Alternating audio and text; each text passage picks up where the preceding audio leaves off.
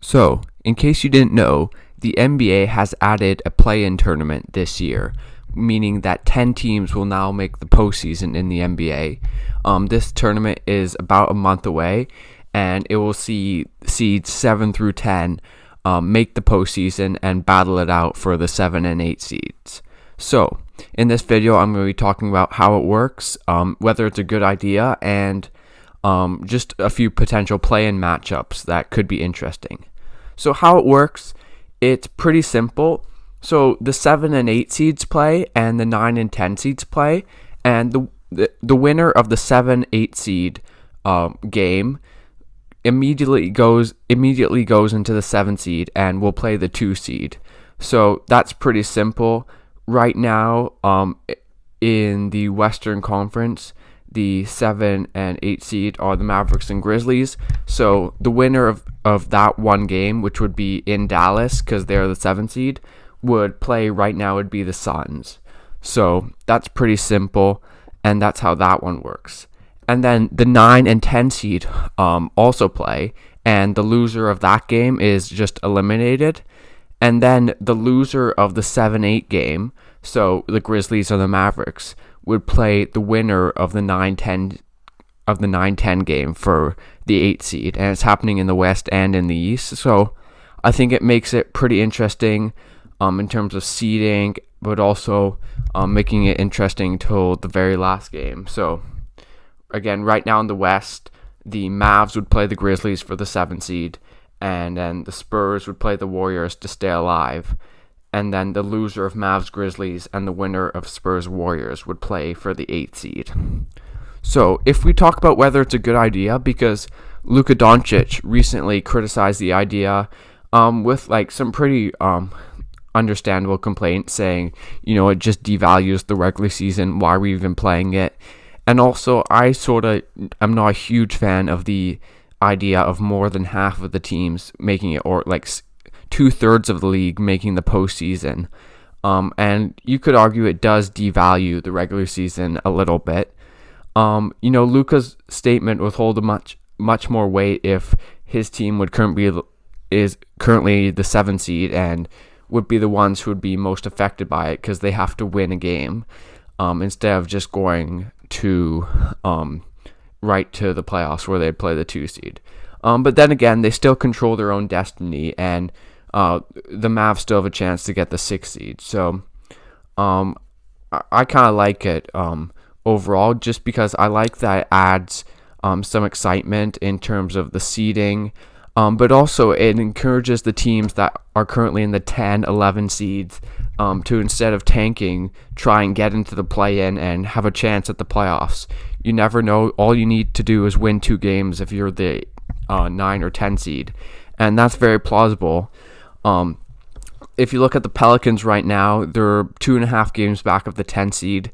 They could easily get in there and then beat the Warriors if Zion gets hot, and then beat the loser of Mavs Grizzlies. Like, that is very much a possibility, and it incentivizes teams like the Pelicans to keep fighting in the regular season. So I really like that part of it. And also just more basketball, and it's going to be very high-stake games, sort of like a March Madness feel, which is something the NBA sort of lacks with this 7-game series. So I like that part of it.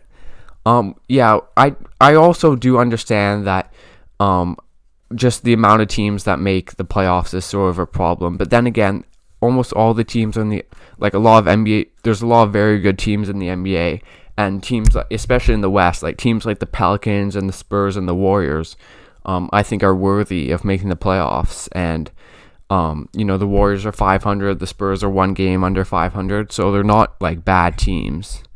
And also, if you were to look at the negative side of the tanking thing, like teams are still tanking, and tanking is still a problem in the NBA. Like the Rockets and Thunder are nowhere near the play-in and are just bad. Which, I mean, it's not the end of the world. But you're just not really watching any Rockets or Thunder games. Anyways, if we talk about some potential play-in matchups, I think the West is the most exciting. You have the Mavericks in there, though the Blazers could fall into there. The Mavericks are only one game back of the Blazers, and I suspect they definitely have a good chance of passing them. The Grizzlies, who are a really good team. The Warriors, who have Curry, who is one of, if not the funnest player in the year, player in the NBA, and then the Spurs, who they have a solid team, a good mix of veterans and young guys. But it would be exciting if the Pelicans were to get in there and we get to see Zion and Ingram. If you think of a Pelicans Warrior game where you need to win or you're out, that could be really exciting. A duel between Curry and Zion. So that's an exciting matchup. And then also just anytime Luka plays or Dame plays, depending on which one of those two teams is the 7 seed, it could be really exciting. If the Blazers were to fall to the 7 seed, then the Grizzlies were to beat them, we could get a Dame versus Steph game for the 8 seed, and a chance to play the Jazz, who could be beatable, though they are a very good team. And then if we look to the Eastern Conference, I feel like it's a bit less exciting. Right now it's the Heat, Hornets, Pacers, and Bulls, with the Knicks also have a chance to fall back in there. And then the Raptors and the Wizards both have a chance to get the 10 seed ahead of the Chicago Bulls. So we'll see what happens there. I mean, the Heat are a good team. The Hornets, less exciting without LaMelo and Hayward. Pacers are solid. Bulls haven't been great since the Vucevic trade. But, if they're healthy, they can be a decent team. And the Raptors have just been killed by the virus and other factors this season. So, but if they are healthy, then I think, the play-in gives them a chance, even though they've had this season from hell with being in Tampa and all the injuries they've had. If they get to the 10 seed, they could very realistically beat the Pacers and then beat the Hornets, and then be in the playoffs as the 8 seed, where they can get killed by the Sixers or Nets. So that's something to be excited about.